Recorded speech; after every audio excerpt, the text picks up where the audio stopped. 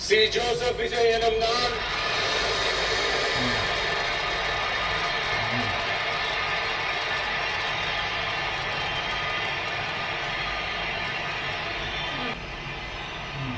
இந்திய அரசியல் அமைப்பின்பால்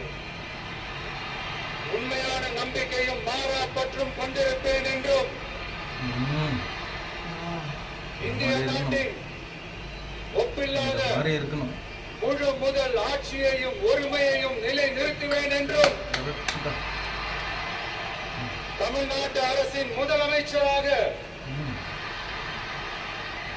உண்மையாகவும் உளச்சான்றின்படியும் என் கடமைகளை நிறைவேற்றுவேன் என்றும்